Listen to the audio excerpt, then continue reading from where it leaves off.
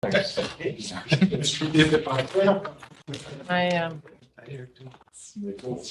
some leather pants? I'm looking for an account. I understand we are, but Okay, we're on. One of my stronger points. Hi, good evening. Welcome tonight for the first budget meeting for our new council. To start the meeting, I will take any declarations of pecuniary interest. There are none. Second item is to adopt the agenda. It is moved by Councillor Pellerin and seconded by Councillor Rivard. Be resolved that the agenda for the Budget Council meeting held on February the 28th, 2023 be adopted. Any questions or comments? All in favor? Carried. Okay, with that, we're going to move on to the main business of the evening, which is our budget presentation. For this evening, it is just a high-level overview for the staff of the budget document that you have in front of you. And with that, I will pass it on to our CAO, Mr. Barpo. Thank you, Your Worship, and good evening, Council members. I'll put the just the initial slide to show that nice logo that Council will receive. There you go. So I guess I'll start off by saying a few things. I'll introduce the document that you have before you, a bit of the process, but you know what's going to transpire in the next 8 months or so.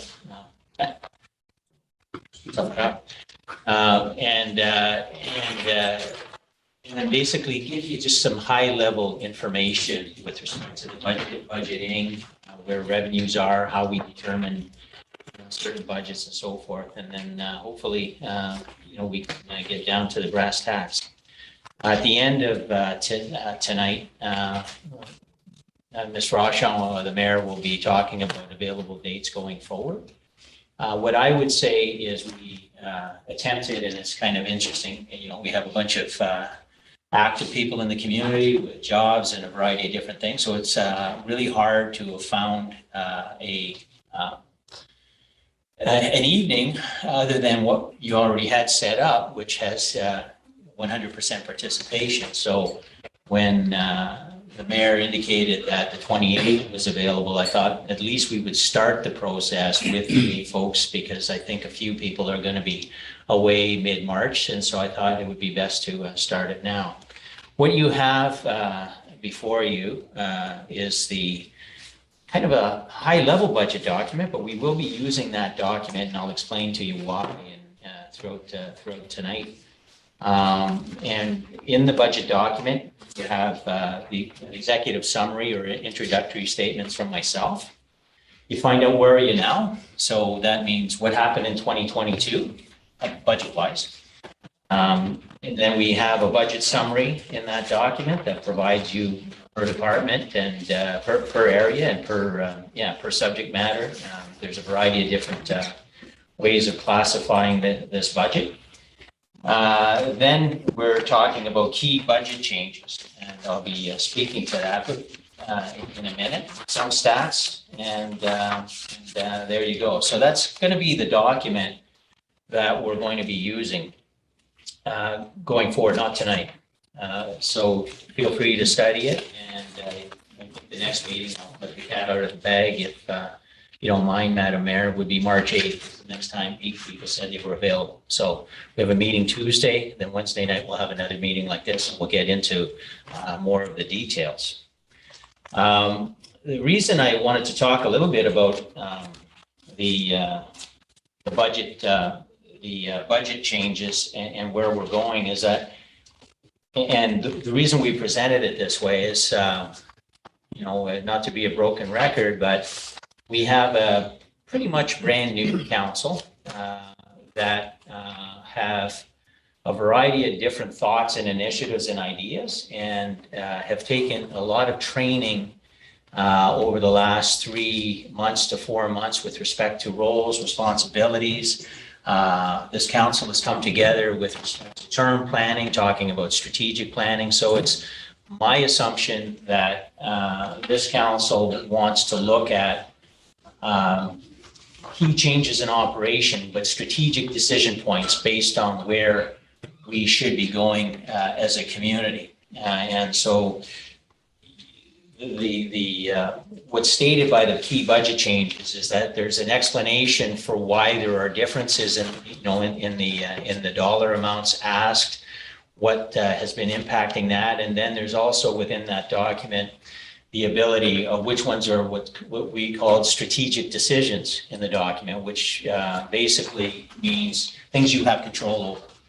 Now, that's not to say that you don't have control over other things in the document, but I would venture to say, if I might be so bold, that your administration, the people that you have here, have already produced a budget that or have already provided submissions that they know they need to operate their operations based on the level of service that has been contemplated and historically contemplated in their departments. So the line by line items to say that you need 4 more pens or, more sand and gravel, that's really up to, not the pens guy, although maybe he knows pens too, but our sand and gravel person is right here. So what you want to look at is where your money is going, how much is going there, what your levels of service are, and are we going in that direction? And then, of course, getting it to an acceptable level. So basically, your budget is, in my opinion, I think I've said this in past years like a broken record, this is your key document that gives us the ability to provide services throughout the year. It's basically an estimate of all of your expenditures and the monies that are required and where the monies are required to get there. And I'll explain that a little bit for you. And I think even though some who are maybe watching or some who've been here before might think that, oh, this is all new, but it's probably good to have a refresher in context to find out where you're going. So Mel, the ugly next slide. Wait for it. Oh, that's a nice slide. That's an ugly slide. So our starting point and what is being submitted to you, the gross up of those documents, represents a 6.65% general levy increase. Now, in the past, I think this is probably in West Nipissing, my 23rd budget. We've always started higher and basically allowed decision points for council to move down. Sometimes we started a little lower and still, there's still obviously, it becomes a council driven budget. There's still some decision points for council to make. Last year, and I'll speak to that a little bit, because of all of the controversy and discord, and some of the slowness by which deliberations were happening the years before, we thought we'd give a more acceptable budget. So we pared it down where we knew we'd operate for that year. And so we offered a 2.4% budget increase, and that was whittled down to 1%. So before I talk about, I'm going to use budget increase, but it's not a budget increase, and I'll explain that a little later. It's a general levy increase, which means taxation, and I'll describe that a little bit in future. So next slide. So if you look at the bottom number, 1% general levy increase represents 186,641. So when you're looking at 6.65% general levy increase, the shortfall between the expenditures and the revenues this year, at first glance, is 1.24 million. Now our total budget's 32 million. So if you look at, and you have all of that in your document, but if you look at that, one of the things I would describe to you, and I'll describe it in a little bit further, is that 6.65% increase is not the increase in our budget. It's the increase in the tax revenue part that's necessary to balance the budget.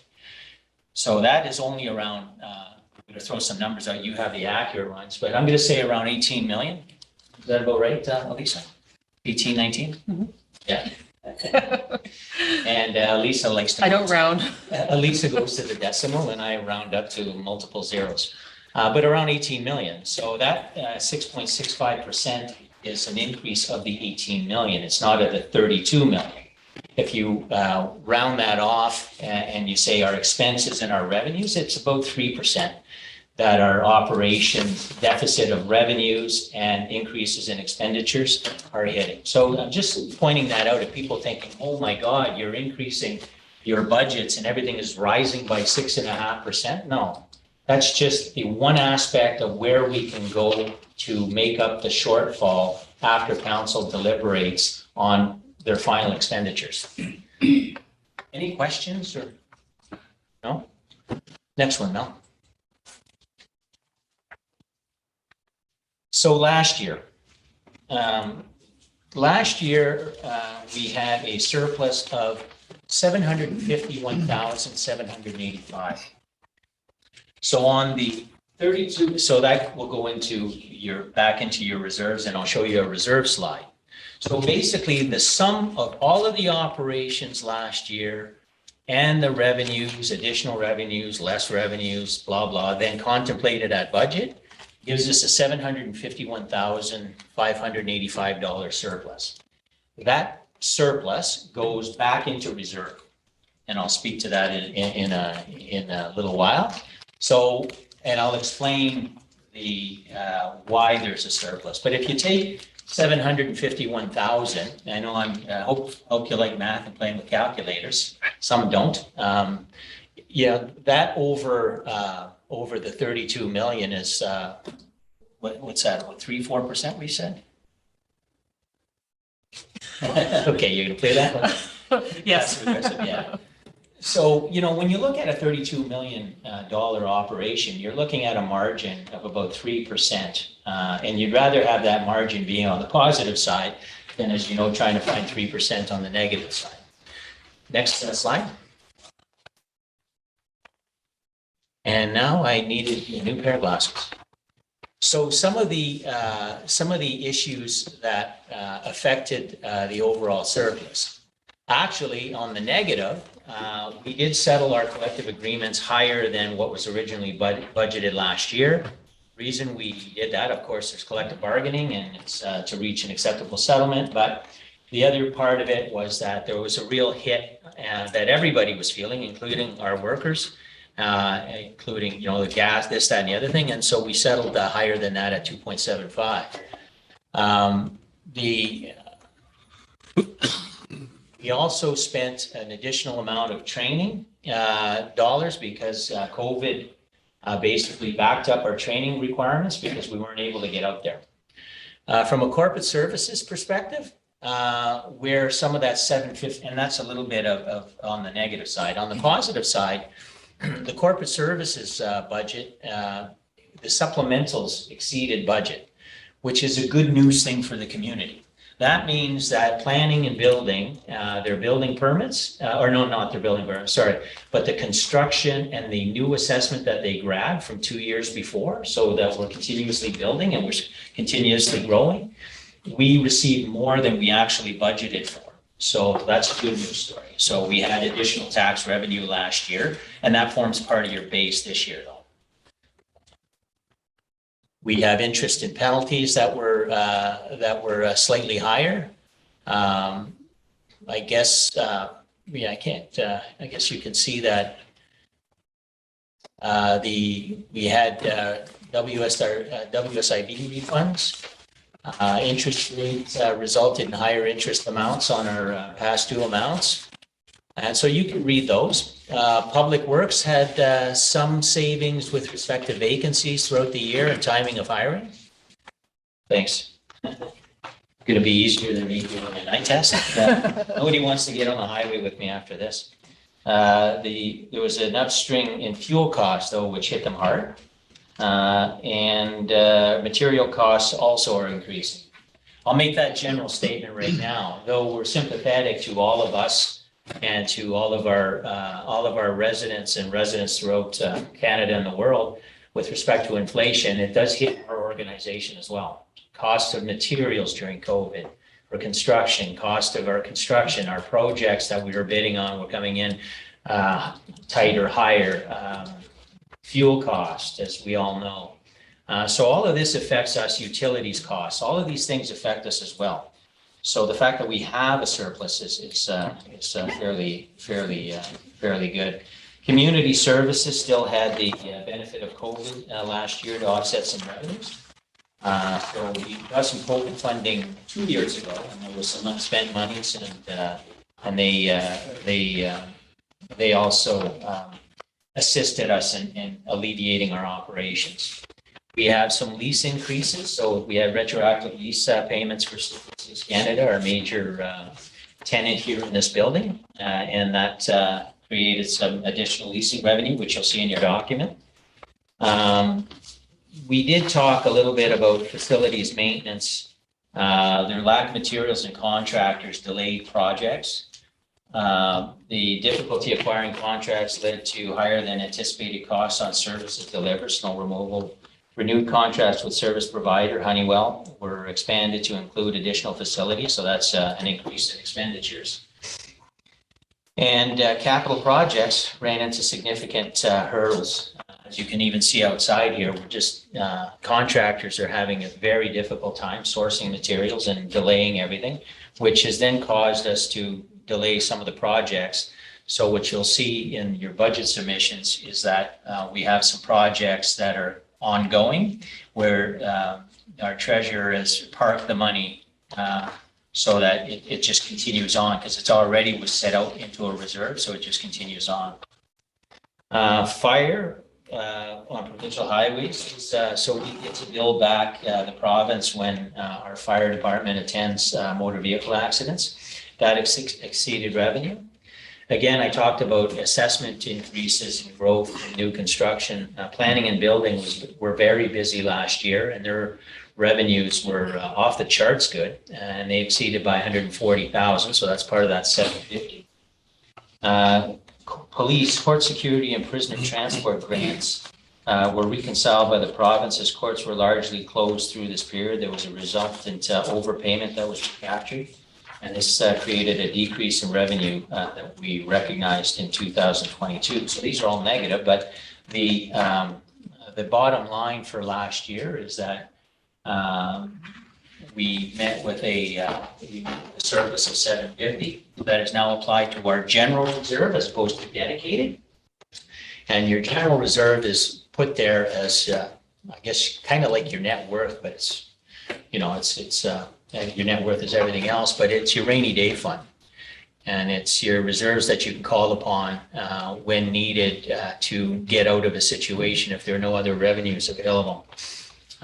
We've been using, and I'll speak to that in a bit, but we've been using general reserves to stabilize taxes for the last probably 10 years.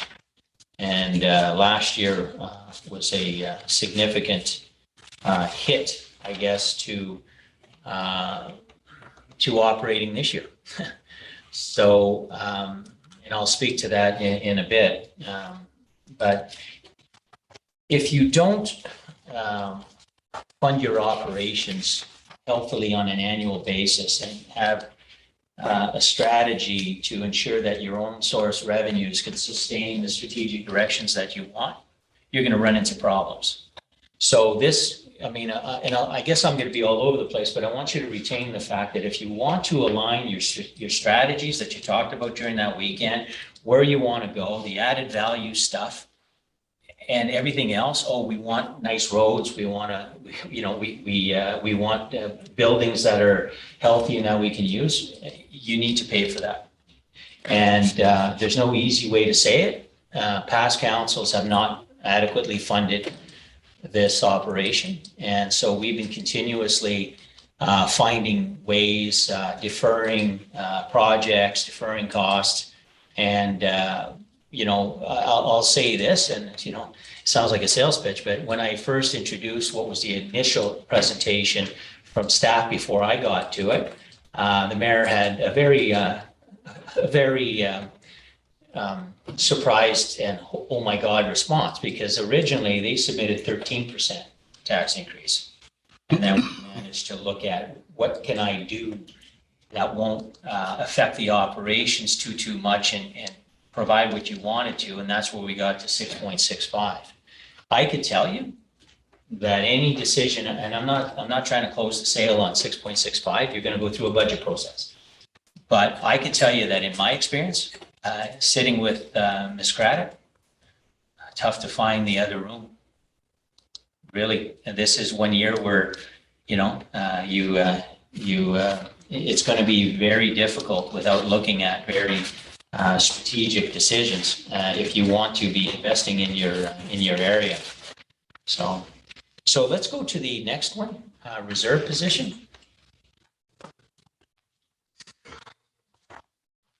And it's disappeared.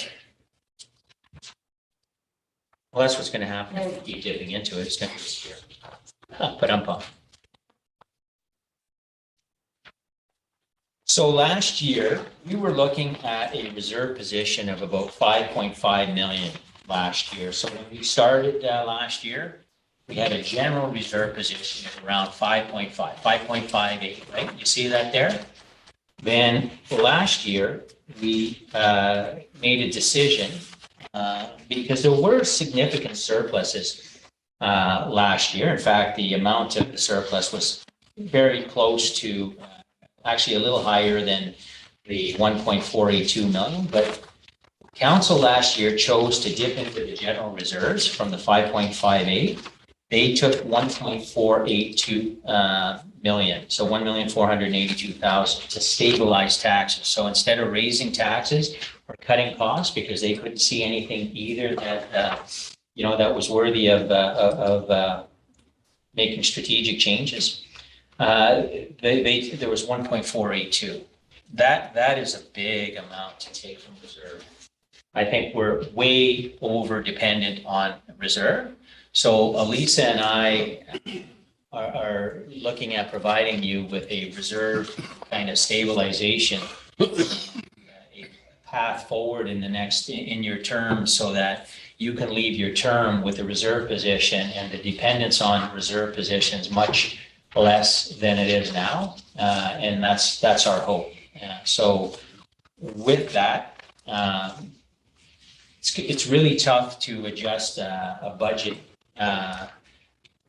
in the actual year. So a lot of what we're going to be doing this year, bringing forward to you, are going to be opportunities for looking at efficiencies, redirecting resources, redeploying resources, and ensuring, such as, looking at our assets, looking at our buildings, looking at what we need, doing further studies such as the fire master plan review. We'll be bringing that to you.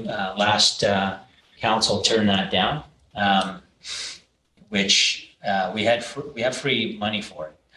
We have a grant from the province.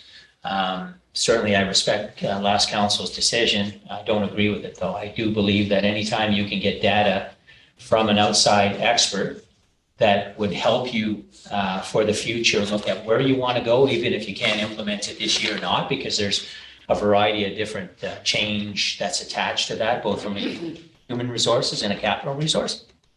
I believe you still need to know where you're going. And the lack of that plan, I believe, is hindering under fire. We're looking at asset management planning. That's going to help us. We're refining our vehicle replacement strategies. That's going to help us. But I think that if you want to realign your resources, I think that if you want to see a benefit next year, that's what we're going to be working on this year. Jimmy. Vas-y. Oui. Moi, j'ai une petite question. Le 1,4 million, ça représente à peu près quoi sur 6%? Bien, comme tu as vu dans la première page, c'est 186 000 cette année pour l'année passée. L'année passée, c'était à peu près 180 000. Alors, si tu vois 1,4, tu regardes à peu près ça. 7% plus, vous avez monté les taxes de comment l'année passée? 1%. Fait que ça aurait fait 8%. Ouais. So, puis même avec 8%, tu dis qu'on ne dépense pas encore assez pour clean tout en ordre nos buildings et tout ça. C'est ça. OK. OK. Je vais vous donner d'autres documents. So basically he was asking 1.4 million, what does that represent? I'm just gonna guess, divided by about 180,000, I'm gonna say 7. That'd be about right, maybe a little over 7.5. And so they dipped in to stabilize revenue 7.5% last year.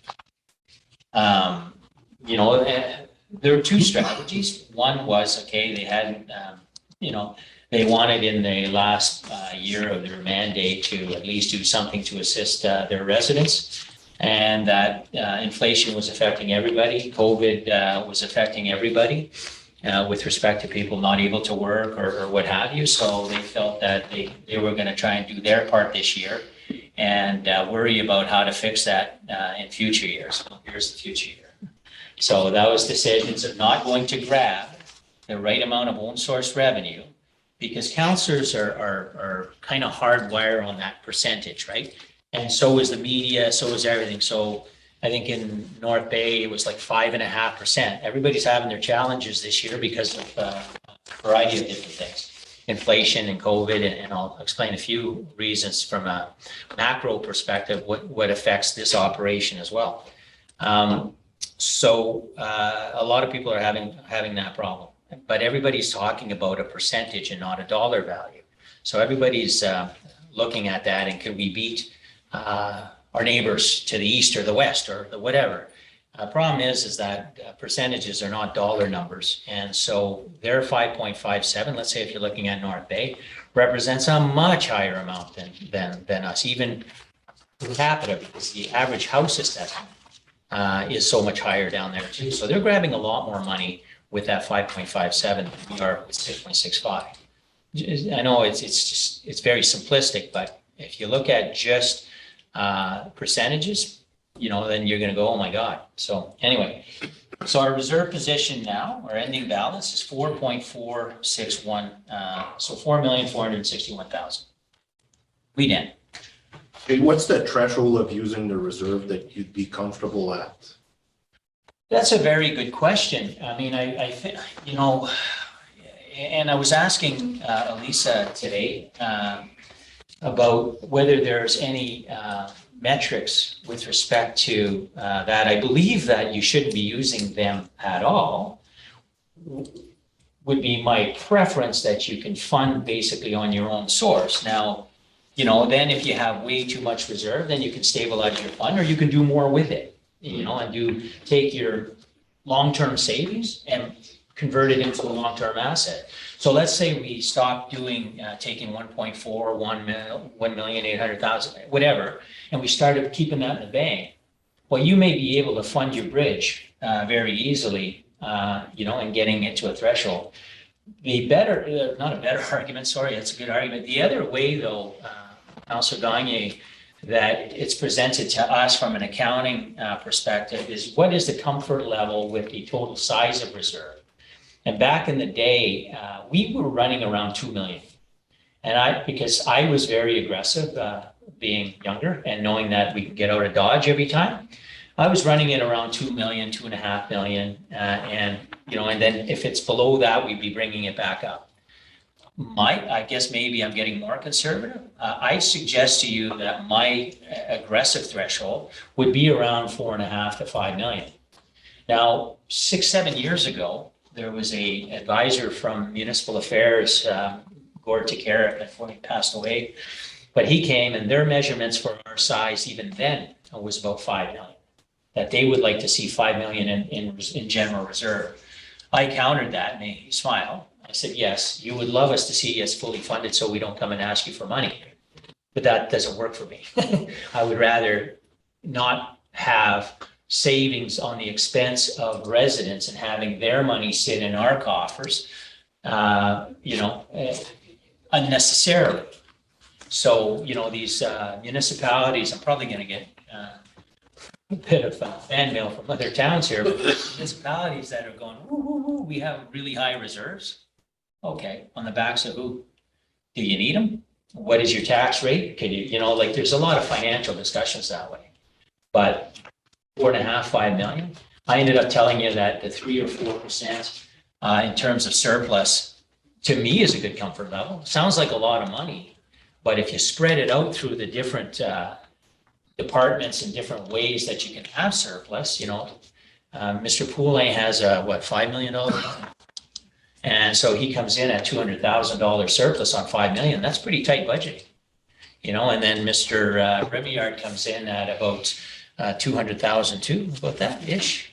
And even for the first time ever, no offense to Mr. Remillard, but we cut that department so tight to the bone that for the very first time, his operational expenses exceeded budget by a small amount, but that's just because at that point, you can't even foresee things come at you so quick. Boom, you can get one bid that comes in, oops, you're done. So I'm not suggesting that you over budget for the sake of it, but my argument with you is that we're tight. We're really tight right now. So that is that question. I got two more questions. Okay. What do you usually put back into reserve year to year? Not including COVID, because I know we got additional funding and a lot of us couldn't spend it because of restriction. But are you putting the same amount every year most of the time, or? No, we don't. Fluctuation. The reserve, Councillor Gagnon, is basically what we put into it is what the surplus is from the year before. That's what we put in. We don't budget putting anything into it. It's more the question of how we've been handling it, which your question is premised more intelligently than I'd suggest how we've been handling it. But the premise is how much have we been subsidizing our operations or our budget with reserves? And to answer that question, historically, it used to be around the $500,000 mark. In the last 4 or 5 years, our budgets have increased. It's around the $800,000, $900,000 mark. We had one real glitch, like you say, 1.5. And this year we're back to around 750. So around this mark here is about normal. Any restriction to using the reserves from the government, or are we free to use it as we want? Well, I'm sure there are some restrictions. I can tell you that we didn't use it inappropriately. So whatever we used it for in terms of transferring from reserve in order to line that up, we've been fine. Okay, so we don't have to apply if we want to use reserve? No, we're an autonomous government. They don't. Okay, thank you. So our debt position, real fast, you have a little bit more. It's on page 47, but our debt position continuously decreases by a certain amount. Back in the day, sewer and water, when I started here, there were so many projects. That was around $12 million. The municipal debt position, Elisa? On Just the verbally. the debt? Our municipal debt. Yeah, so we have sort of the big part of the 12 million on the municipal debt side is actually the OPP facility. Oh, there. Yeah, so we just converted that from construction draws to term loan in 2022, and we only made small payments. So we've got just over $9 million of debt on that facility. So I would tell you this with the OPP before you all jump. The way we looked at that and the way Ms. Craddock structured that was to ensure that any of the savings that we had until that we have everything like this paid off, we're not grabbing any of the savings, we're reinvesting it, paying down the transition costs and the building debt. And so it really isn't a hit on your budget year to year. What she's basing the amount on, which is what would have happened, assuming a 2% increase every year had we stayed with West Nipissing. So let's say it was 4.5. She's just continuing on. So right now it's 1.3 million less than that with the OPP, but that she's still applying to the transition costs. And once those happen, then you're going to get a real savings of OPP operations. Is that fair enough statement? Okay. I always look at it for approval and I'm never sure.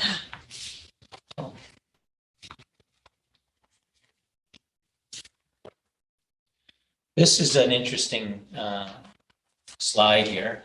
First time we have color. Where do your tax dollars go? And we've had those questions by one or two people from one or two wards. This is the breakdown of where the percentage of expenditures for your taxes. So I'll describe them for those they're there, people watching them. So recreation services, the stuff like the arenas and parks and so forth, 15% of your entire budget goes that way. Your municipal. Outside boards, which are library, cemetery, those small ones. Yeah. Administration is your general government. That's for the privilege of speaking to me. No, it's taxation, collection, everything else. Public works is a quarter of your budget. Growth and development, 2%. Police, 17%. Fire is 9%. And I'm generalizing, and health and social services is 21%. So that's the expenditure side of your budget. Now, if you look at that critically, though, what do you actually control? So health and social services are your DSAB and your Board of Health. So that is a bill you get, you pay. Police services, 17%, that's a bill you get, you pay. So right there, you got 38% of your entire expenditures are really hard to control by yourselves, right? So you just have to eat that. So your ability to, move around with all of this money I'm talking about is already committed in a variety of different ways. And so we call those kind of uncontrollable expenditures and increases. So, okay. Now the other side is where I want to talk a little bit about what I was talking to you about the 18 million and the 32 million. And so your revenue to pay for that. Okay, so you have your taxes, and that's your variable. That's your variable one. That's the one that at the end of this exercise, you're going to set your tax rate depending on the acceptable expenditure limits and what you want to pay for this year and blah, blah, blah, blah, blah. And then you'll set your rate accordingly. The constant in your fixed revenues is your OMPF. That's a funny word for your provincial grant. It's called your Ontario Municipal Partnership Fund. And so that is your stable grant that is received by the province. The rest of it are user fees. So you have other operating grants. I can't name them. You have your general reserve that we've dipped into, leases, other user fees such as arena rentals.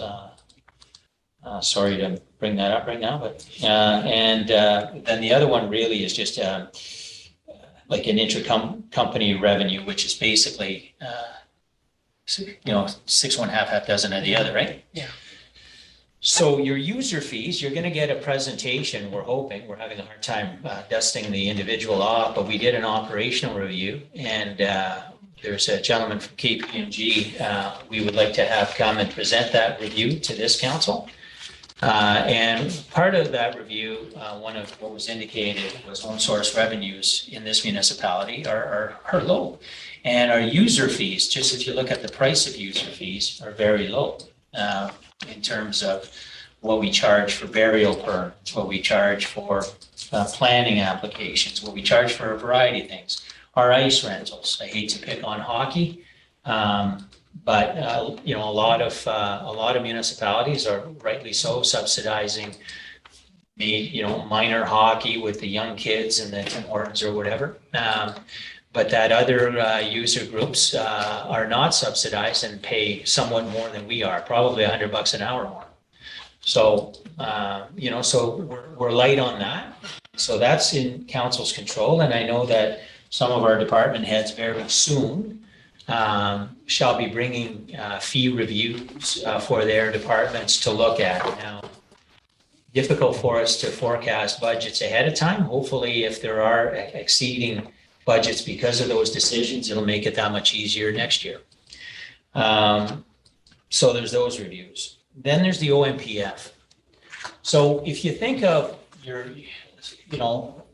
32 million is increasing, and it's increased by about 3% revenues net of expenditures, and I'll show you where some of those are in a minute. But just conceptually, if your OMPF, I'll start by saying this, your OMPF is not increased with your 3%, which would have been nice, then it wouldn't have been a burden. But when it doesn't match the other expenditure increases, and then it becomes a liability because you got to go grab the money that they're not rising in your total 100% pie. One part of your pie is frozen and actually reduced. So OMPF was reduced by 75,000 last year. So it's about 6.4 million. And they have been steadily reducing and clawing back the OMPF since 2014, when it reached a high of 7.1 million. So they used to have, dating myself, but a fund called CRF, that you don't have to know what that is, but province was using a formula called CRF, and then they switched to OMPF. And when they switched to OMPF, we weren't disadvantaged. In fact, it worked out a little bit in our favor. That was good. And then we had some 0% tax increases back in the 2004 to 2008 kind of thing. And they were continuously kind of increasing it, so it wasn't hitting us very hard. But when that OMPF starts to be reduced or doesn't keep pace with the cost, then where do you go get that money? So you're not paying with 100% of your entire pie. Your 60% of your pie, which is your tax, has to go make up the difference because the government didn't give you the money. So that's a pressure on why you have 6.65% tax increase, because your OMPF did not increase. If you had your OMPF increasing with cost of inflation or whatever expenditure, you're looking at a starting point right now of about 5%, 4.5%, and then it'd be a lot easier. So that's what happens. And I will say this from a macroeconomic perspective, without delving into too much politics, COVID was, oh my God, everybody kind of, panicked. And what do? They shut everything down. They shut the economy down. That hurt everyone. And then they started throwing money at everybody. And so now they got to pay for that. So when they pay for that, and when the government wants to catch up with the CERB programs or whatever and start getting back to a balanced economy, well, they're going to have to start cutting back in a variety of different areas. And that's not popular, as you can see with, education workers fighting back, and the ONA, Nurses Association. Well, it's going to happen to us too. So the bad news for you folks is that I don't see the government opening up their coffers too much in the next little while. They're going to be asking everybody to share the pain a little bit. And so that's a major hit. So the two major hits on why your revenues are not where they're at is OMPF have not kept pace. Well, actually three, but one of them's more minor. Your user fees, such as ice rentals and whatever, is another one, but that's a small percentage. And then past council decisions.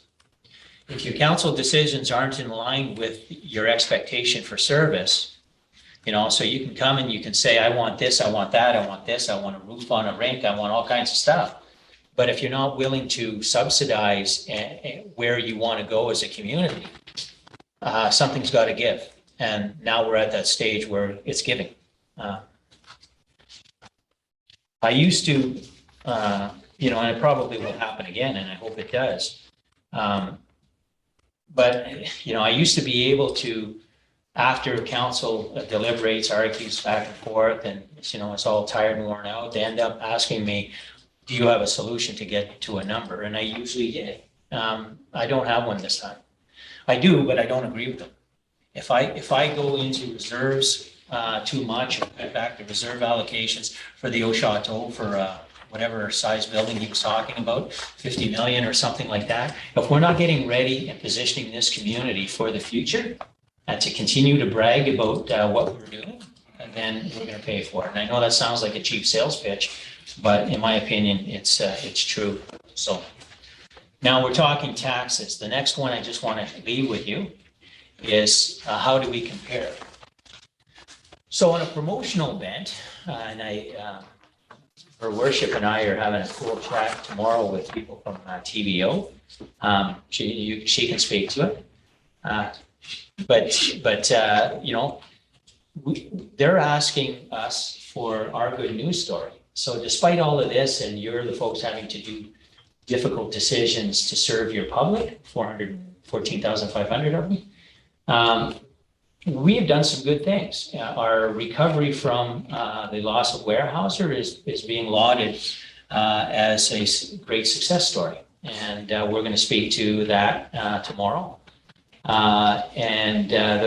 What I would also say is that we were recognized by Money Sense magazine in 2018 as the lowest tax environment in Canada for municipalities of this size.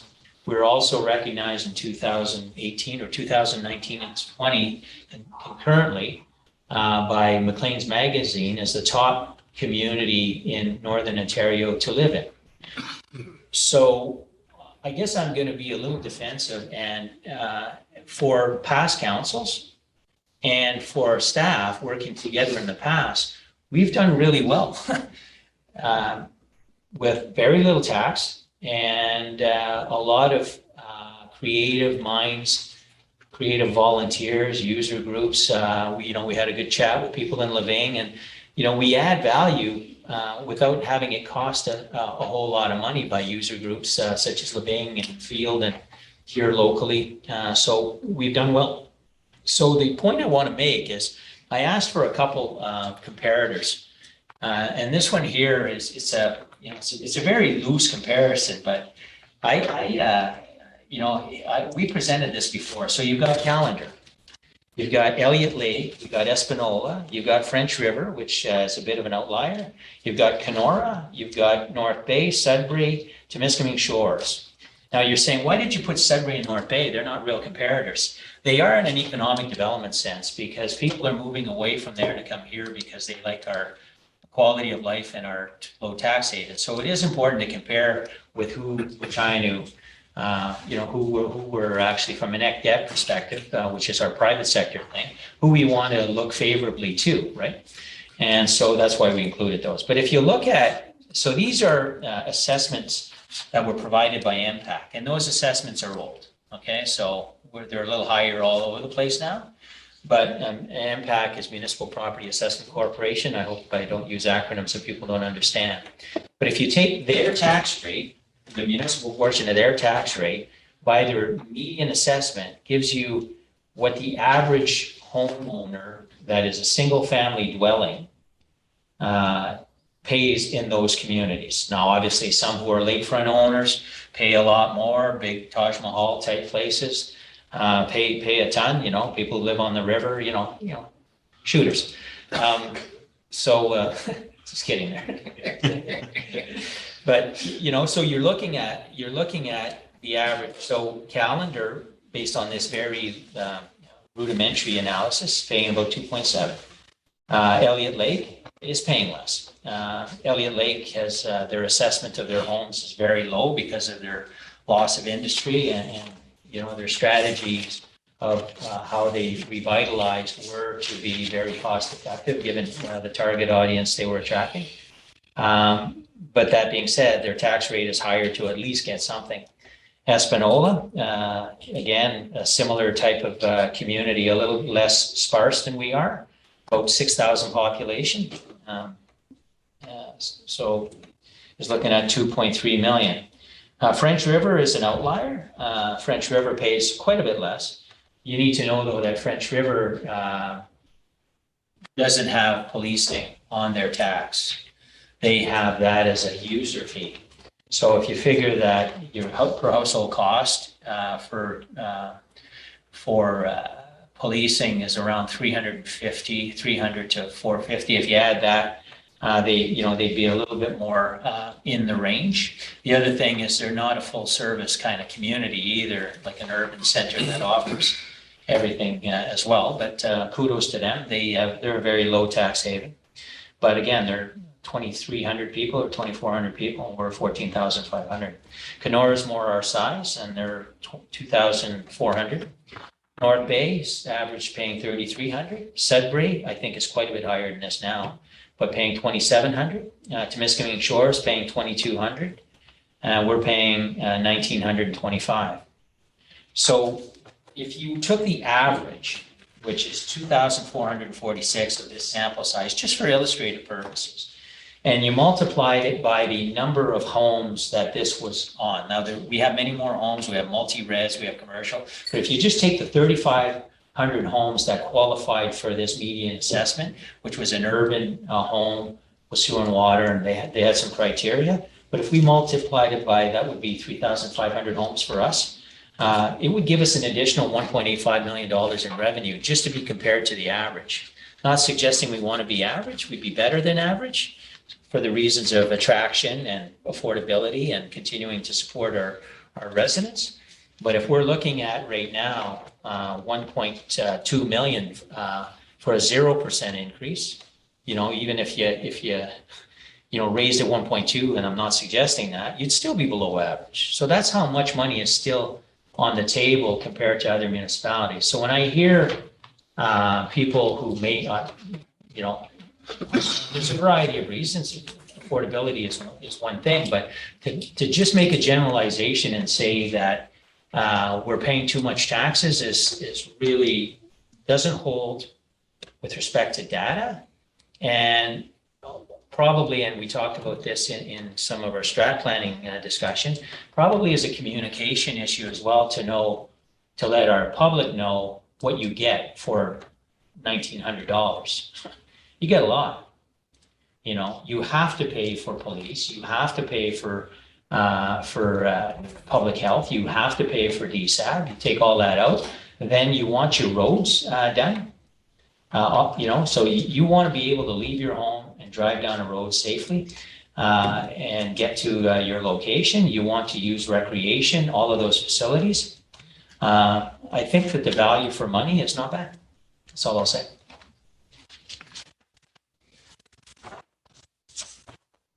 Any comments up to now? No?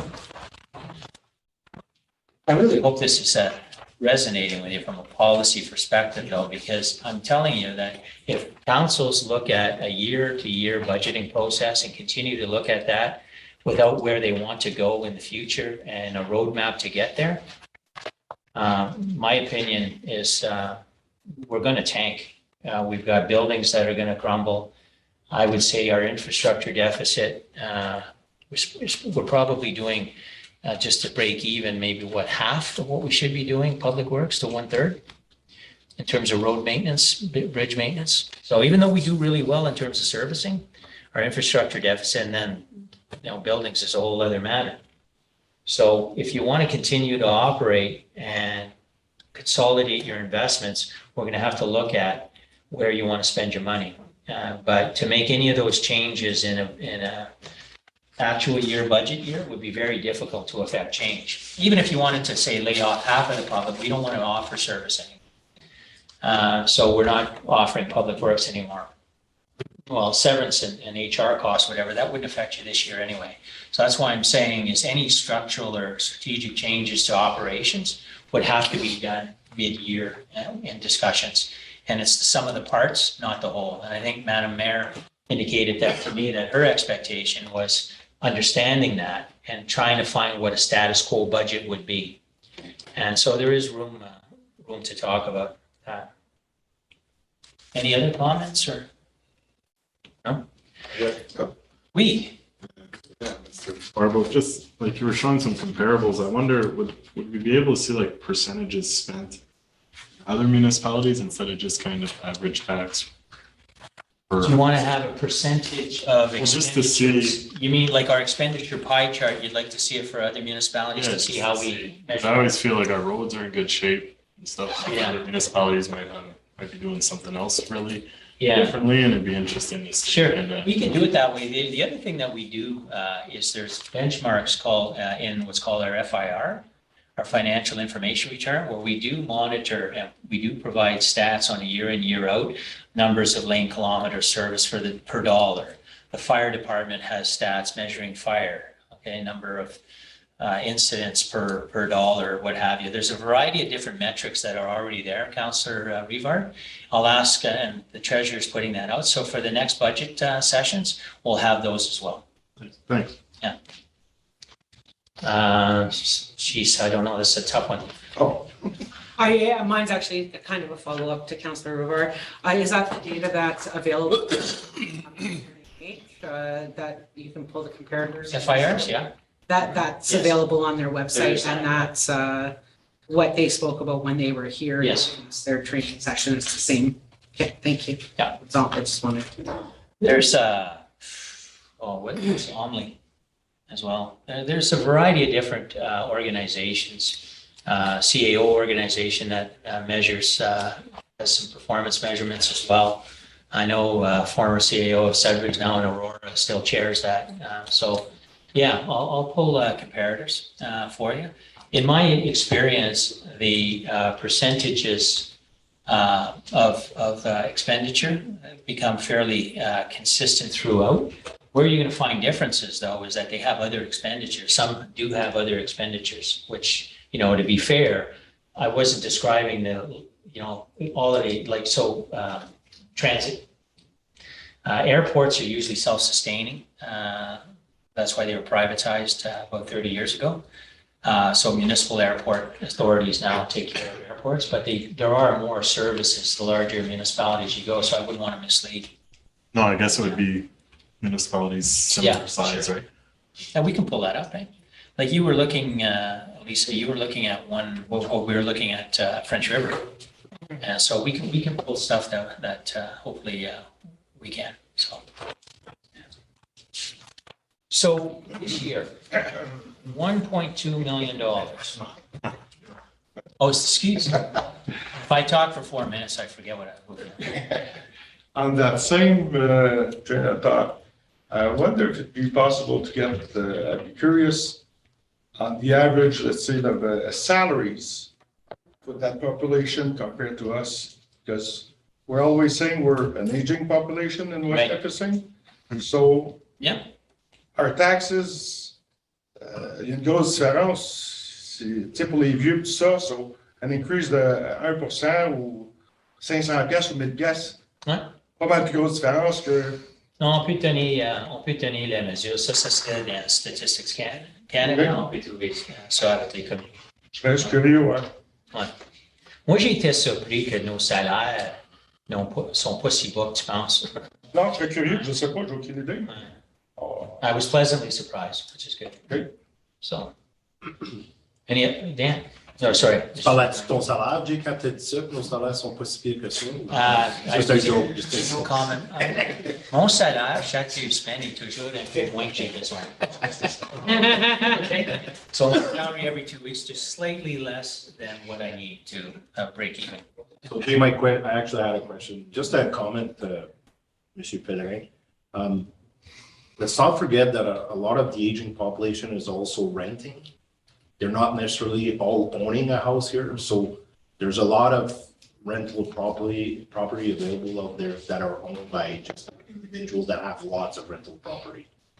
So let's not forget that in our decision making. Also, when we decide to raise the taxes, we're not hurting all of the aging populations.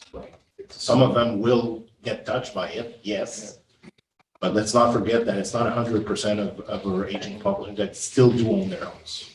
But if you raise the taxes for the people who own, they're gonna raise the rent too for the older, so Yeah. it's all in the same mix. Yeah, it is. No, and so we have to be mindful of who we serve. Absolutely. But, you know, then you also have to look at, again, hate to hammer this, but strategically, I'm not going to take credit for this. One of our communications people who I thank, she did the bulk of putting all of this together. She talked about, well, you know, you have strategic planning that talks about you wanting to grow. Well, if you want to grow, you got to pay for it a little bit too. You can't say, oh, we're going to grow and let everything crumble. So it's where do you want to be when you grow up, right? So in 5 years, where do you see this community and what would you like to do? And where is your money aligned for? Perhaps over time, it's to take money away from where it's not aligned, which I am completely in agreement with when we look at asset management, and reposition it to where it is aligned without having to increase revenue. You know, there's other ways of targeting your investments where you want it to go. But certainly you want to basically, I think most municipalities are in the growth game. And, you know, we need to be there to continue to grow. And one of the benefits of last year that, excuse me, that, you know, it's kind of funny, staff feels defensive if we have to increase and then we'll take credit if there's money. But new housing starts, right? You know, you were in planning and building and everything that you guys do is busy. That in and of itself, why do you do economic development? You do economic development from a business perspective so that more people can share in the burden of offering those services and growing as a community. So if you can continue to approve subdivisions that are being built, those subdivisions, for the most part, don't require a lot of annual maintenance if they're done right. That's if they're done right. Don't go there. So, you know, so if we have 60 to 70 new houses and we want to continuously attract industry and so forth, we have to be positioned for it. That's all I'm saying. So, Madam Mayor, did you have anything? Okay. So the next part are just the kind of, you know, a bit of a roadmap of some of the issues that we pulled out that are, some are strategic decisions and some are just a description of, you know, where the increases for the 1.2 are coming from in a bigger way. So if you're looking at levies, we have the Oshato, which is an increase of 133,300. And that's with an estimate of 2%. I spoke to the administrator and he's comfortable with that number. I don't believe we increased the contribution to reserve, right? So our contribution to reserve is at an annual level of 500,000.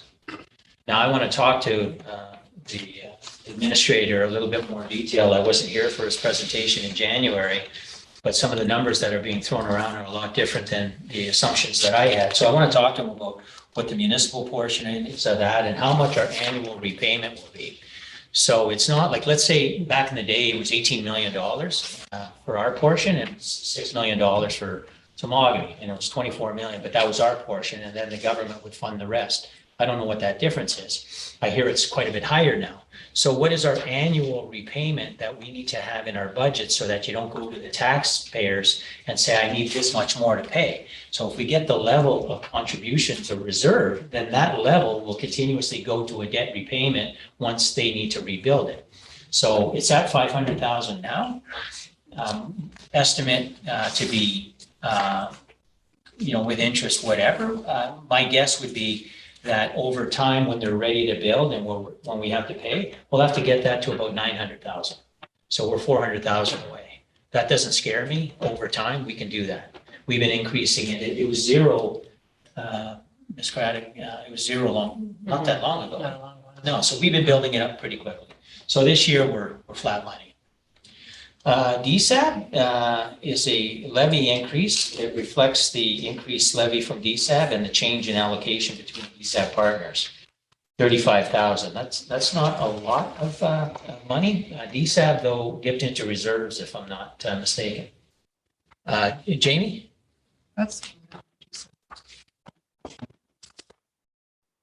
Was it this one, Jamie, that was dipped into reserves? I believe so, yeah. Yeah, because I know I get information from Health Unit and DSAB and I blend the two, but Health Unit is finalized, reflects an increase of 16,000, which is not an unreasonable, and animal control is 1,900. We talked about that in an agreement. So- Council, I just want to point out that the increases on Oshato and DSAB have been flip-flopped. So the Oshato is the 35,000 increase and DSAB is the 133. that makes more sense. Yeah. Goodness, DSAB are really doing a good job. Yeah. Thanks, Jamie. Now I'm not as happy. Okay. So same, but yeah, so Oshato 35,000 increase and DSAB 133. Oh, DSAB is what, 3.4 million? Mhm. So council, two issues. One of them, which is really not, it's controllable, but it isn't. I guess it is if you decide to tighten your belts and we're not going anywhere ever again. But conferences and training, we're bringing it back to pre-COVID levels, which is an increase of 15,000. The other one we talked about, I think I whispered to the mayor back in the day when we're talking about, what's going on here in the community, where are we going with the safety and well-being plan and whatever, and what are we doing to fund it? So we just threw 10,000 and called it poverty initiatives, which is probably a bad term, but community assistance or whatever, but we've never had any fund to provide assistance. I'll make this statement too, which is probably not, it's just honest. I've been here for 23, 24 years, and I've never had to deal with some of the stuff that we're facing now. I've never seen the homelessness initiative be so front and center that it has been in the last couple of years. And, and that's something that we're all kind of grappling, getting our head around. I will share with you that social services are going to be here March 21st to make a presentation. I imagine that that'll be a lot of topics, because really DSAB is the primary agency that looks after those types of initiatives. And so what is our role? How do we help? How do we complement one another? Really, I think it's got to be a made in West Nipissing solution with our partners. And to be honest with you, I hate that term too, but to be honest with you, never dealt with it before personally. So now we're trying to figure it out as well. I think Jamie had his hand. Sorry, Jamie. See the little yellow hand in the corner? I just wanted to add on that point, Jay. I agree with you too. From my time being on council a couple of years back, it wasn't really a big issue, and it's growing. And I don't know if it's part pandemic, part evolution, people transitioning around the province. But I did speak with Catherine Matheson from DSAB this week and talked about this issue a little bit. And it's good to see that we have a bit of seed money that we're looking at within our budget. But we just talked about some of the challenges and trying to focus a little bit more on bringing some of those existing services that are in North Bay into West Nipissing as well, because as you mentioned, we do pay a fair amount on the levy to DSAB. We talked a little bit about we've seen in the news with the hotel situation when we're in cold weather situations, and we're trying to bring that to West Nipissing as one thing. What she had mentioned to me was that they had tried that during the pandemic, but there weren't any takers in terms of the establishments in West Nipissing, but she's going to revisit it. She's going to revisit some of the point in time counts in terms of how many people are, homeless or in those situations. So there is some work going on at DSAB. We're trying to see how we can promote the services that are available for those who are in unfortunate situations in our community. But I just wanted to add that into that. So nice to see here, and I'm also working on the DSAB side to try and increase services to match what we want to see within our community moving forward. Thanks. Madam Mayor? I'd just like to add on to what Jamie said. I actually had the opportunity to attend a session put on by the health unit last Friday, and it was a program that they're exploring bringing into the district that's focused on primary prevention of substance use in youth. And it's a model out of Iceland, and a really, really fascinating presentation. I know that Councillor Rastool had wanted to attend and was unable. But there are some really good initiatives by our partners at both the health unit and social services. And, I know it's stuff that we're looking at, and, we'd like to be able to take advantage if it does come to pass. This was a very exploratory session, but, our partners are exploring options for different kind of programming to address some of these kind of core needs in the well-being space. And so it would be nice to have that kind of fund available if there are opportunities for us to pursue. Thank you. Thank you, Madam Mayor. So I think the moral of the story for me, again, I said I'm not used to seeing it, is back to strategic changes where we think we want to strategically change and go to a certain way, which is, community development and well-being and happiness with a bunch of recreational issues. But we have this added dimension of social costs that every community in North America, from what I can see, is dealing with substance abuse issues and so forth. And we're not the leader in figuring these things out, thankfully, because we would have failed. But we have great partners and great communities that we can learn from and see where we're going. So this will be a transition year, and maybe we'll be positioning resources that may be necessary if that's council's priority going down the line. So that's why we thought we'd add 10,000 at least for that start seed money, which how it's spent, I don't know. Public Works, there's really nothing that we're asking for that is really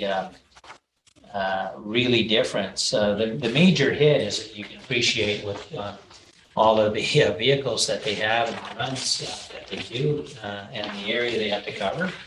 Fuel costs are a big hit, 112,000. Materials cost are, again, as I indicated with inflation, when you're buying stuff costs more now. So calcium, they put out that tender and it was about 10, 15 grand more than we thought right off the bat. So calcium, culverts, granules, sand and gravel. So, corporate services, we have looked at, we already went to graph, the supplementals. So we've increased an amount of money. So that's a good thing. That's a positive. So in corporate services, we're planning on going, or we're hoping for $341,000 more. There's a decrease in COVID funding. COVID's over. That's not a political statement. It's a budget statement. And so we don't have that compared to last year. Election reserve is a new one. Instead of going every 4 years to grab $100,000, we're just smoothing it. So we're just going to say, so it's not a hit in 4 years when you're going to want to get reelected. It'll be a $25,000 hit instead of a $100,000 hit. So it's just good apportionment, good budgeting. One of the things that is a strategic decision, and I'm giving you a sales pitch or a promotional thing to describe it, but they are council decisions. So we have felt that, and Kevin has felt that, he's overwhelmed with respect to the size of this operation and what he's tasked to do. He's responsible for all of our computers, all of our office machines, all of our cell phones, all of our networking. Everything that you see here is Kevin's had a hand in either installing it, organizing it, whatever. And the day-to-day maintenance of things is extremely difficult for one person to be everywhere. And so he's looking for some assistance on that. So that's $87,000 right there, which if you see it in green, I mean, it's an add-on. So now community services, this is where we'll try not to choke. Sorry, stuff. Now, community services is, we're going back to pre-COVID activities and revenue. So we have an increase in lease revenue from StatsCan. So that's a good news. We did apply $178,000 as a in COVID relief funding that we received 2 years ago to community services. Community services has to establish and determine. They're like the most business-oriented organization. They have to kind of guess and estimate revenues. How much ice rental? How much what other program revenue? Swim passes, everything like that. And so because that market or that was severely curtailed and we weren't quite sure, they got $178,000 last year of a fund from the year before, but that of course doesn't exist anymore. So that's the hit. Now his strategic decisions, again, they seem like pie in the sky, but they are rather necessary. And there was a request for 3 of them. So I have already edited this to leave the rest of it to council's discretion. So a project manager, again, I'm going to use names where we said we will. Well, I'll use Mr. Belanger. So all of these buildings, I think we have 45 buildings, are basically, or we're trying to get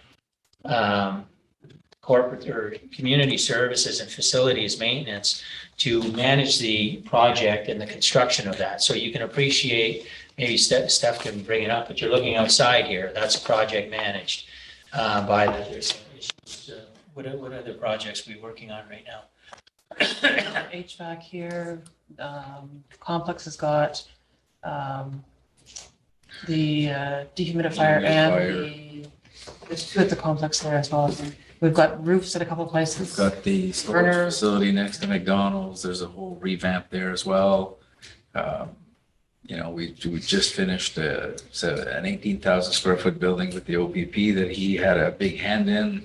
We've got projects this year that are going to impact the health center.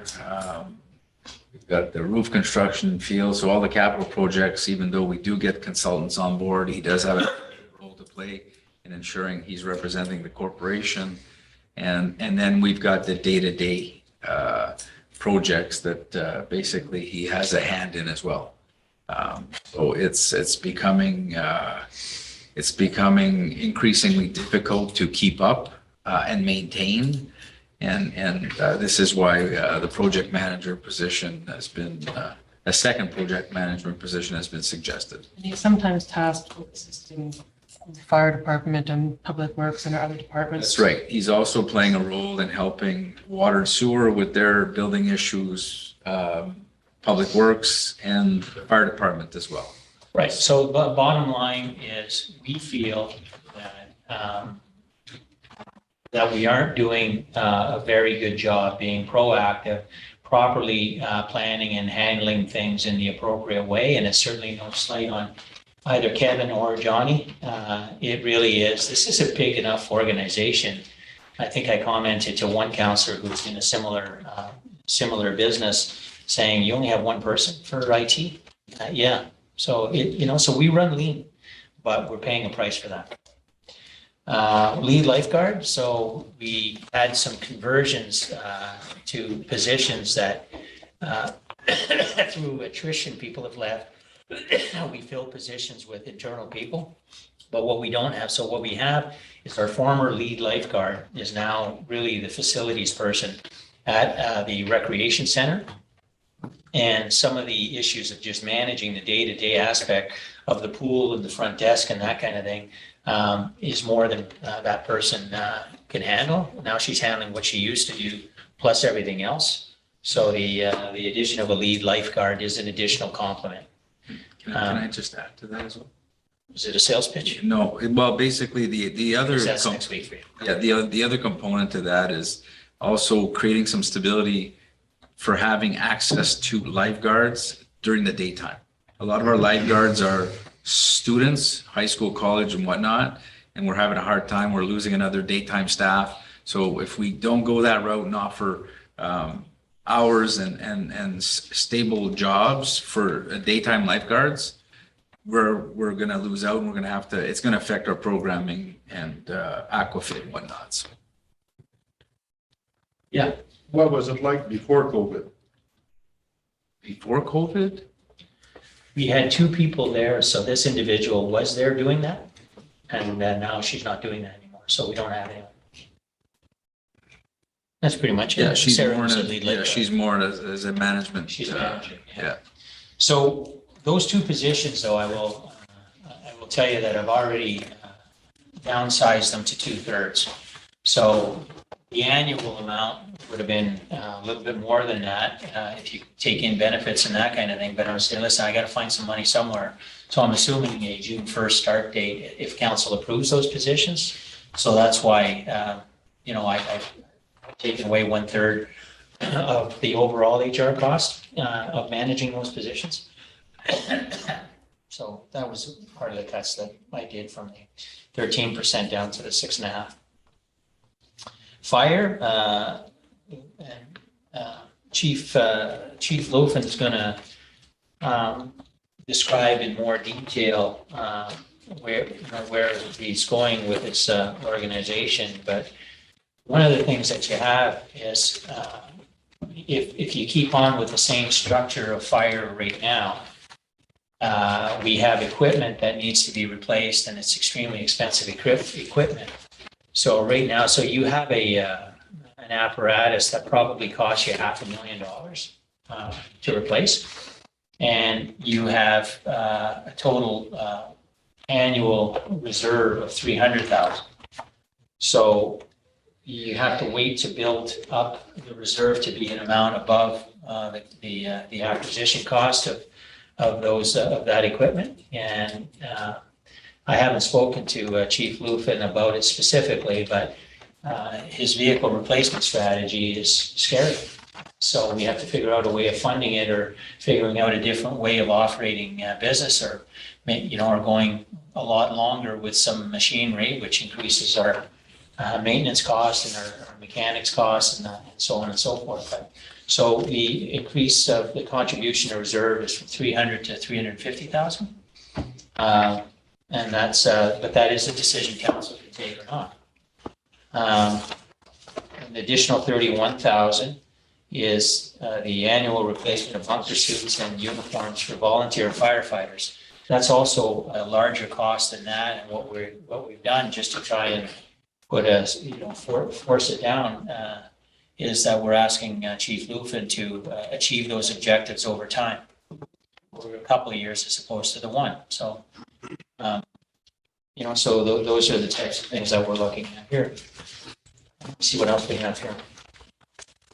Economic development, an increase in budget for special projects to address recommendations from housing study and warehouse land use study, and pursue BDO zone designation.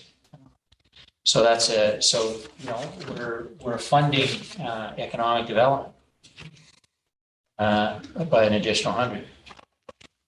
Things that that could be that should be yellow though. Isn't that a strategic decision of council? Yeah. That's a strategic decision of council. So that's not something we're saying. Yeah. It's we have to do it. That's something that you can decide. Impacts on all departments. We have a tough market in the municipal insurance business. So we have a lot of assets that we insure. Those assets, the property insurance, I don't know that it's increased that much. It's claims based and it's history, right? Except that the properties, they apply an inflationary Amounts. amount to our property values as Right. well. So there is a little bit, a lot of it sits in the liability though. Yeah, and so liability isn't, I can assure you, our liability, it's an industry standard. And so if you get a flooding in Calgary and they're going to pay for a ton of stuff, buildings and that kind of thing. If you have fires in Fort Francis, the history of the ratings of municipalities have taken a real hit. And so we've taken a hit as well. And then the transfer, the other hit as well is the $357,000 in transfer. We're trying to reduce our dependency on our general reserve, that 1.5, trying to get it down to 1.2. So that's going to be, I got to find $350,000 through taxation to reduce our stabilization. Now you can make that less, you can make it more, whatever, but the idea is we'd like to strive for less and less and less. So I'd like it to be under 1.5. And I'd like it to be, if you have at the end of 4 years, dependency on your reserve at about $500,000, if we're able to find that kind of thing, which is maybe optimistic on my part, that would leave me a lot more comfortable with our ability to manage in a rainy day. So I guess what I'm saying is I don't know, maybe it's just me, but I think the environment has got a lot more risk now. And I'm seeing it in a lot of our neighboring municipalities and what have you, is that the rabbit to pull out of a hat is getting more and more difficult. The demands on our, on quality, for quality, is getting greater. People have expectations, even if they live in a remote part of the bush, they have expectations that they live on Algonquin Road in North Bay or something, but there's a high demand for service and those costs are increasing. So last but not least, payroll. We've had, as I indicated, we have collective agreement increases that affect all of our workforce. And so those are not controllable. They're agreements with our unions. The only thing that's controllable is layoffs. Then when you get into layoffs, you're getting into a lot of acrimony in the municipality, I can tell you that. But you're also getting into severances. If it's unionized people, then you're basically, your severances are less because you're going by seniority. If it's administration, then it's still, it depends on the position and how long they've been in it. I can tell you, though, that it goes back to where do you want to be in 3-4 years. The people that we have right now are working, and they're working at providing the service expected by this council. If you want to reduce that workforce, then you expect your level of service to be reduced accordingly.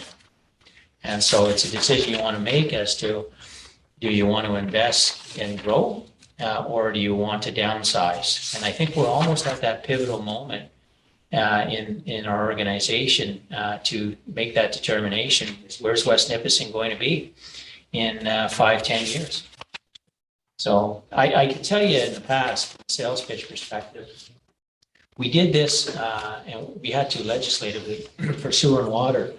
And sewer and water had some significant increases in the 2005 to 2010 era because they were underfunded by a ton as well. And those increases were substantial, like 10% for 2 years, 10 and then 10 and whatever. And it was difficult and it wasn't popular. But our sewer and water increases now are all reasonable. They have been reasonable for 6-7 years. So even though much of our infrastructure is, we've been able to fund that annual repayment to be able to kind of float and do okay.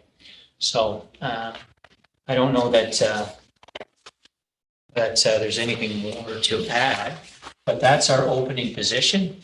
Real good news story.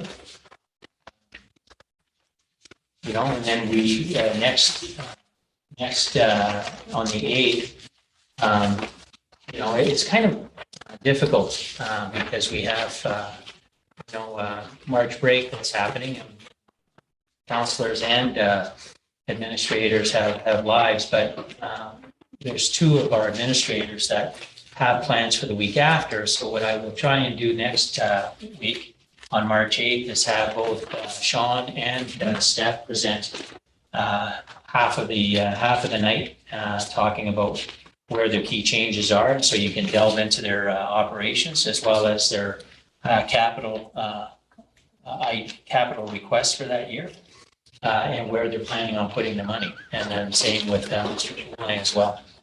And then we'll move on the week after to general government and other departments.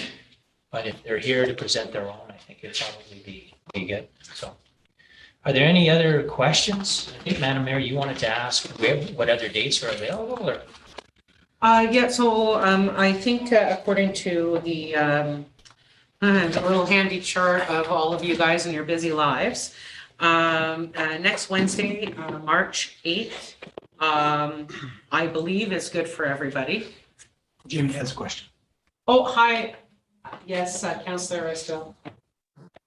It's okay. It's going to be easier next week when I'm in person instead of my yellow hand flashing on the screen. Just a couple of questions. And, like Jay mentioned, when he started, it's a refresher for, it's new info for some and it's a refresher for others. I'm just wondering what the cost is per household average at a 6.65. We can get through you, Madam Mayor. We can get you that information. If you take a general cost per household of 6.65, you probably play with a calculator right now. So what happens though, this gets a little bit technical, it sounds condescending, but I'm saying it because but what you have is this group, and there's all these acronyms called OPTA, and I don't know what that's called. It's when you go like this here and you say you need 33 million, you throw it into a system and it spits out what your different taxes are going to be. So you have different ratios and different things. So if you put a $32 million or an increase of this much money, some may pay more than that, right? If their assessment is greater than that or is increased by more, they'd be eating the assessment part of that increase plus the tax rate. If they're less than that or they're decreasing and their house is aging or what have you, then they pay more. So it really is an average. Once Elisa shows, I don't know if it's too early next week to show that OPTA kind of, if you were Yep. to spit that out. No, absolutely can. Yeah, so we're going to show that next week, just as an illustrative purpose as to where it's at. Okay, and I had one other, just year over year, like we talked about the municipality being in a good position in terms of new builds and a lot of new houses being built and multiplex houses. Do we have an idea of how much that affects income through taxes year over year? Or is that too specific? No, we do, for sure we do, yeah. It's actually in a line item in your in your document. I don't know exactly where, but let's say it's under general government or one of your roll-ups. You'll see taxation budgeted last year and then taxation budgeted this year. That's assuming the assessment growth, right? Mhm. You know what I mean? Okay. So you'd be able to do that. Now, if you want, Councillor Restool, if you want us to go back a few years with budgets to show you what the revenue growths have been over year over year through taxation, through supplemental increases, we can get you that as well in a report, so you can see the history over time of our growth. We can do that. Yeah, if you have it, that's okay. I don't want to cause extra work I know you're already maxed in terms of getting all this together and the other meetings that are coming up. I'm going to guess and just see, because I love to see Ms. Craddock's reaction, but around the $300,000 mark a year seems to be kind of where it has been at. That's for this year, and I honestly, you asked me about the last few years, I had to see, Okay. that's this year, absolutely. I've seen 300s around in the past as well, so. And that's great. I appreciate the answers. And then my last comment is more just a comment. It's not really related to our budget process, but I just find it a bit disappointing in previous council's decision. I know the decision always comes down to council in terms of what they accept and what they want to do with budgets, but to go from, going into 1.4 million in reserves last year to probably looking at zero this year, I think puts this council in a pretty difficult position. And I don't know, and I'm just making a statement, it's not directed to anyone, but I don't know if it was something related to elections coming up this year and wanting to be in a good position, but I think it puts you guys as staff in a tough position to bring this forward, and us as council to have to look at this large of an increase and not rely on the reserves when it was it sounds like it was a pretty easy decision last time to really, really delve into reserves a lot to get that number down, and it becomes an issue for us. So I just wanted to make that comment, and it's not directed towards anyone in particular in the room for sure. And every council has their own reason for doing it. As I indicated last year, there might have been the noble comment of trying to keep expenses down for your citizenry, and I get that. The other side of your governance role is the fact that you have a fiduciary duty to run this corporation and the services that we offer in a long-term sustainable manner. I'll be blunt right now, again, just because that's who I am, you know that.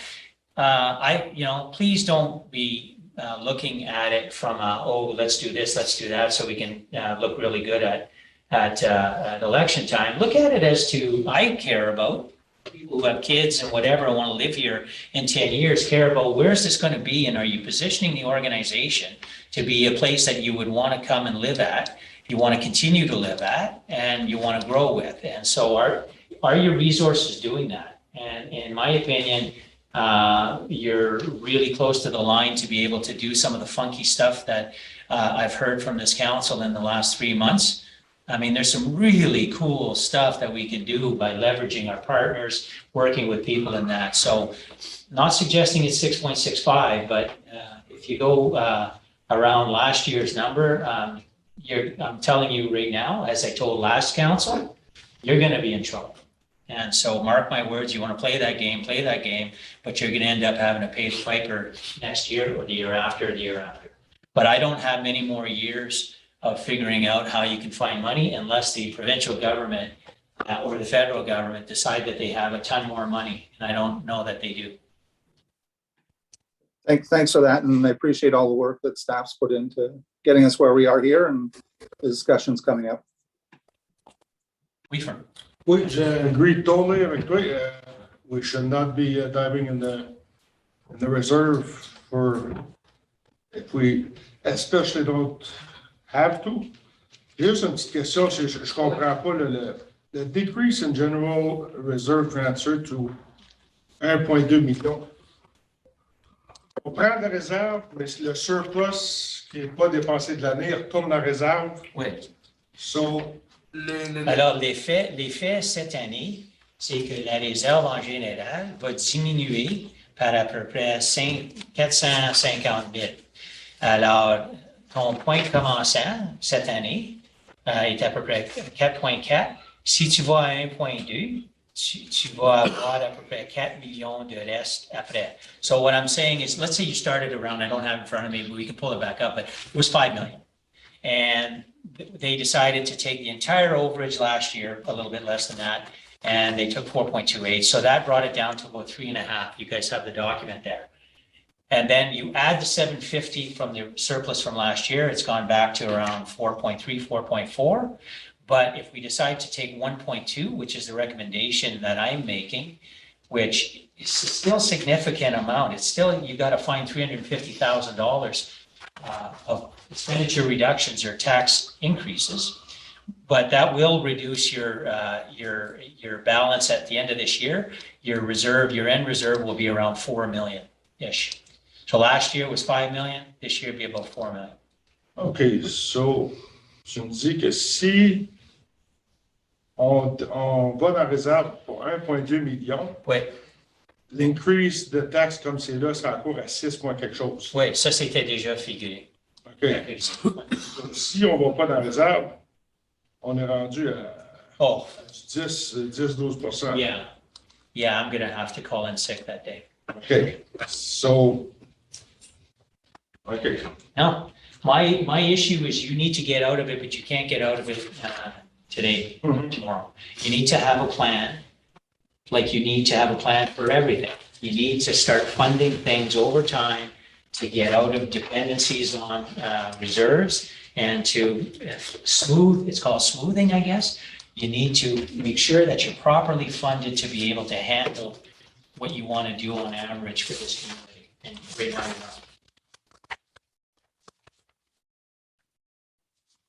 Can I clarify that? So the 6, because it was kind of. sure.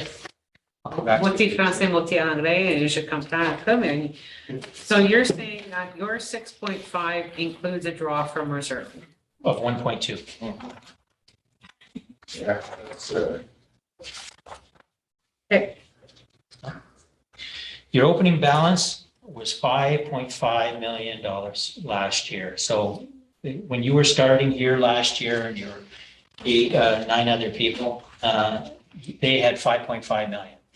Now you were starting with 4.46 million because they took 1.8, but we had already factored in taking out some other reserve stuff because of police and surpluses and that. So for illustrative purposes, you drop down to around, like you're at 3.7 million.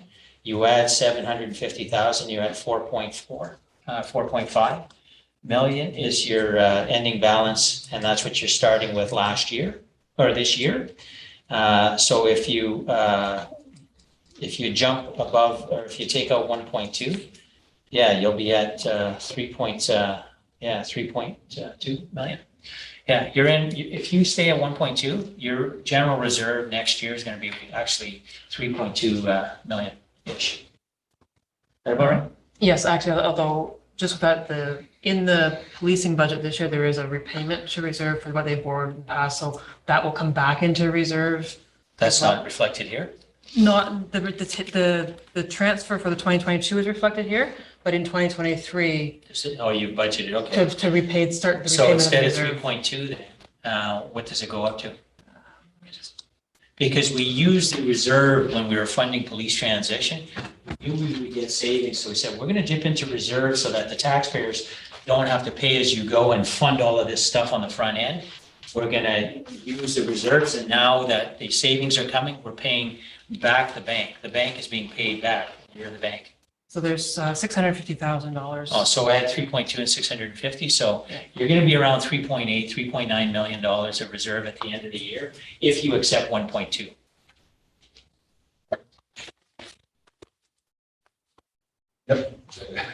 Talking about the change in police and all this, I remember when the transition was done, there was like a large loan from the improvement, when you did the West Nipissing, the building, and the loan was ending in 222. Is that a big thing in the budget, like, Lisa? So the loan is ending in 26, oh, it's. 2026? Oh, I thought it was Yeah. 22. So those questions, though, I'm happy to answer them, but so the next part of this is gonna go, every department, we're gonna bring to you and talk about that department. So all of those detailed questions on policing and how Elisa will handle that, because really it's a finance discussion. Perfect. Right? And so how she's deciding to finance to bring us back up. So that's good news that at least we'll be at 3.8. I'm not suggesting we need to dip into it, but if you're asking me whether I'm concerned that our reserves are 3.8, not really. As long as we trend them back up, and we have a plan to bring them back up, I'm not concerned. They used to be 2 for years. In fact, they were 0 when it started. They were deficit. Does the interest going up plays a big role? Lisa can speak to that. We probably have fixed rates on a good deal of our loans. Yeah, so Lisa? it doesn't impact our existing loans because they are fixed and our recent loans with the OPP was done through Infrastructure Ontario. We get very competitive pricing through Infrastructure Ontario. It certainly actually is working in our favor, just with interest on bank accounts. We actually hold loans to our associated companies, so they owe us, and so we are actually getting better interest revenue right now because of the interest rates. But yeah, our loans are fixed, and I think you've got the details actually on your loan. Make sure that I'm not. I think we'll have to go through those, at least the one in government. Yeah. When it's returned, we'll go into the detail on specifics of reserves and our depleted reserves and how that works.